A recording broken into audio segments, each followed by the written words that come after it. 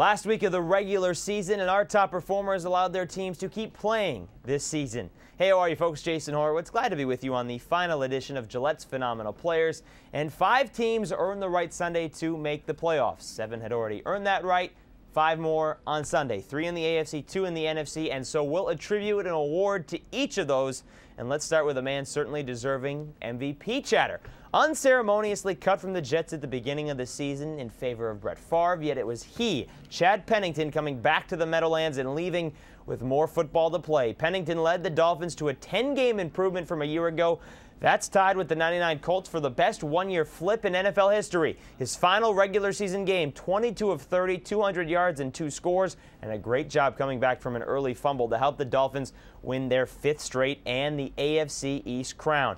And they'll see Joe Flacco. Speaking of an unheralded player at the beginning of the year, the rookie was supposed to be the future, but not the present. Instead, he started every single game this year, and Sunday, he ended the regular season with a 17 of 23 performance for 297 yards. He and rookie head coach John Harbaugh tied the Falcons rookie duo of Mike Smith and Matt Ryan for most wins by rookie coach and QB in the same season.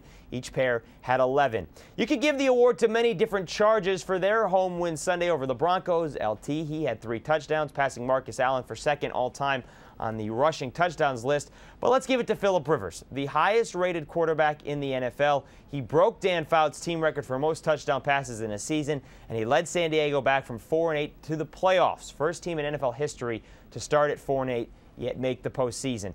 But he was facing the Broncos D, not the Eagles D, and we're going to give Gillette's Phenomenal Players to the whole defense. Everything fell into place during the 1 o'clock games for Philly so that the winner of the Dallas and Eagles game would move on, and the Eagles D was just all over the Cowboys. Philly's defense scored more points than the Cowboys team. 2 Brian Dawkins forced fumbles, both returned for scores, held Dallas to less than 300 yards.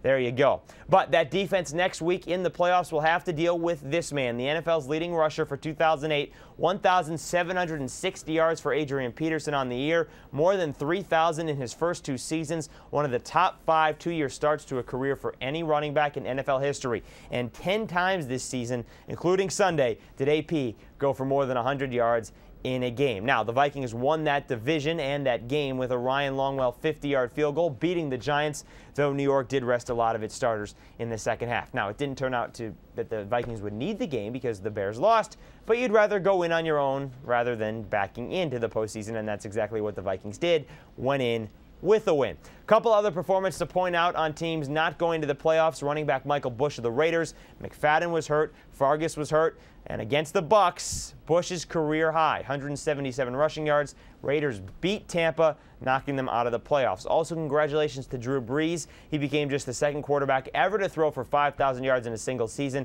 and was literally one last completion from breaking Dan Marino's single-season mark. Also, congratulations to Aaron Rodgers.